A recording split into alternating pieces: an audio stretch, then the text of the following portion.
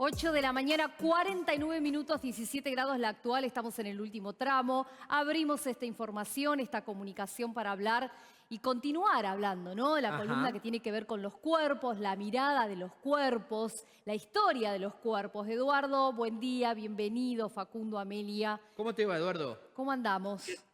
¿Qué tal, Facundo? ¿Qué tal, Amelia? ¿Cómo están? ¿Todo Muy bien? bien, ¿tú cómo estás?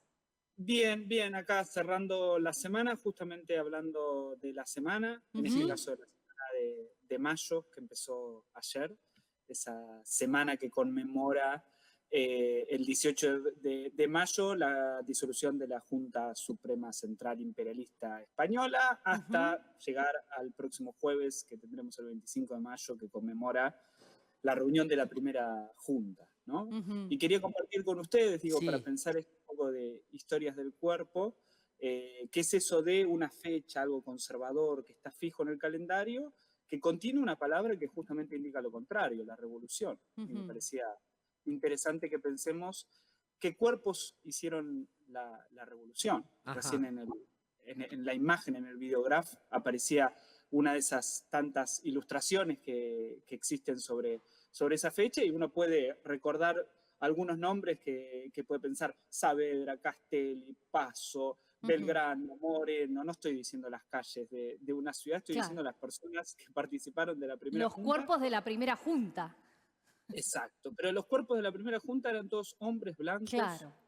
de familias acomodadas, y no Ujú. eran obviamente los únicos que hicieron la revolución. ¿Mm? También tenemos otra versión, vamos a decir un poco más caricaturesca, infantilizada, que aparece en Villique, en la escuela, Ujú. esa idea del vendedor de velas, el aguatero, la mazamorrera, repartiendo empanadas, ¿no? El Ujú. trabajador jornalero, el Claro. esclavo y la ama de casa. Y ahí ya aparece una dimensión que a mí me parece interesante compartir para pensar los cuerpos, ¿no? Esa idea que muchas veces aparece en la escuela, ese gesto racista del corcho quemado, ¿no? Sí, sí. Que es conocido en el mundo de los estudios sobre el cuerpo como el blackface, ¿no? O sea, esa idea de tener que pintar los cuerpos para una representación. No sé si a ustedes les tocó Sí, sí, sí. pintarse con Sí, corcho quemado. Bien. me ha En ese tocado. sentido, sí, en ese sentido yo diría, vale la pena escuchar una entrevista que le hicieron en un momento a Diego Alonso, el genial actor de Ocupas, Ujú. él, de tez morena. Él siempre decía que todas las maestras estaban contentas con tenerlo con él porque no iban a tener que Mm. usar el corcho quemado. Y él Claro. nunca pudo usar ninguno de los de la primera junta simplemente por el color de piel, ¿no? Entonces Ujú. ahí ya tenemos una reconstrucción de la historia, una naturalización de la historia, para retomar algo de lo que decíamos la vez pasada, de que hay cuerpos que hacen la revolución y otros que son actores o actrices secundarias. Las Que mujeres son acompañan. Sí, sí. exactamente. Y ahora un poco la propuesta también es pensar, bueno, no tanto históricamente qué cuerpos hicieron la revolución, sino también qué revoluciones del cuerpo estamos atravesando en la actualidad, porque es un momento en los cuales están habiendo muchos cambios de nuestras concepciones de lo corporal. Ajá. Ujú.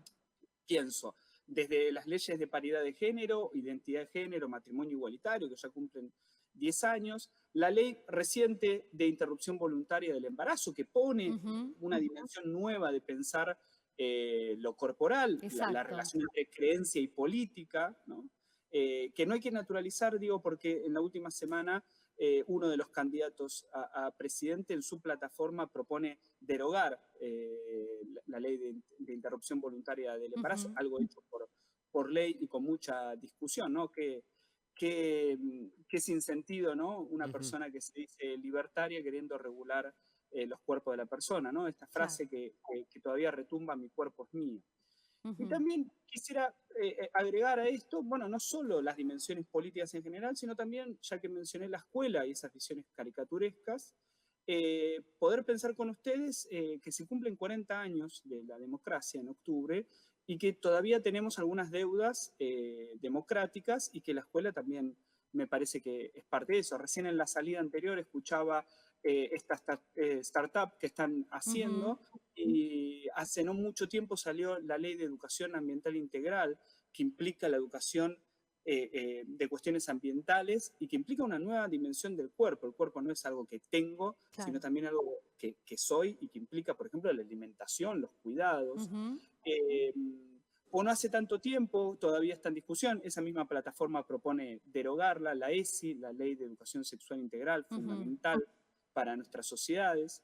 Y en parte recordaba, antes de salir el libro, el título del libro, de uno de los libros de Luciana Pecker, La revolución de las hijas, porque si algo tienen esta nueva educación que pone el cuerpo en otra dimensión, es que son las nuevas generaciones las que nos educan a nosotros y a nosotras cómo relacionarnos con nuestro cuerpo sexualmente o desde un punto de vista ambiental, ¿no? Y un poco también, digo, para compartir con ustedes y cerrar, esto de la construcción de la memoria, ¿no? Exacto.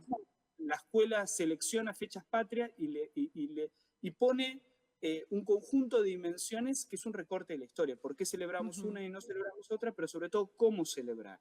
Claro. ¿No? Y la ausencia de mujeres y de personas, vamos a decir así, del jornalero, de las personas de a pie, que tienen muchas veces nuestros registros históricos, es algo que hay que seguir pensando. Por ejemplo, algo revolucionario es no opinar sobre el cuerpo ajeno, ¿no? Y una cuestión que quisiera decir para cerrar es que, bueno, no todas las revoluciones trajeron libertades, ¿no? Hay que pensar que esta Semana de Mayo antecede por 6 años a la Declaración de la Independencia, o sea, una revolución no necesariamente trae libertades. Claro. Pero sí me gustaría que pensemos quizás una de las revoluciones políticas más importantes que ha tenido la historia de la humanidad, la Revolución Francesa, que levantaba en 1789 3 banderas que la humanidad de alguna manera nos configuró en estos últimos siglos. Libertad, igualdad y fraternidad, ¿no? El siglo XX se debatió entre libertad y igualdad, ¿no? Entre, vamos a decirlo así, capitalismo y socialismo. Bueno, apostemos un siglo XXI que discutamos sobre la fraternidad y la sororidad, que discutamos sobre la hermandad, ¿no? Sobre esta idea de que somos parte, hermanos unos con otros, y que nuestro cuerpo no nos define, por lo menos en un sentido identitario, ¿no? Y apostar a la hermandad implica no caer en la confusión que nos tratan de traer muchas ideas libertarias que no proponen libertad, sino puro individualismo. Y si algo tiene poder reflexionar sobre el cuerpo en la historia, es el rol colectivo que tiene para nuestras sociedades las identidades a través de nuestros cuerpos.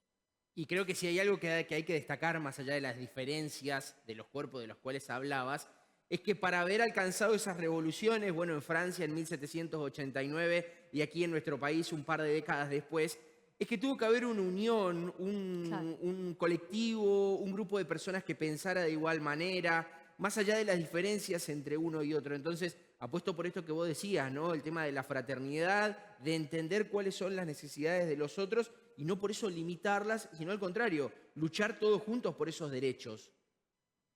Totalmente. Inclusive, bueno, los veo desde acá, hoy llevando a mis hijos a la escuela, poner la escarapela. ¿Qué significado tiene la escarapela? Claro. Más allá de un símbolo patrio abstracto, tiene una identificación con algo. Lo utilizaban en ese momento para identificarse. Nosotros somos parte de algo, de una idea que nos trasciende. Me parece que hay que volver a enamorarse de esas ideas, hay que volver a tener sentidos políticos colectivos que nos permitan unirnos y justamente abandonar discusiones sobre libertad e igualdad y pensar en la hermandad, en la fraternidad y en la sororidad.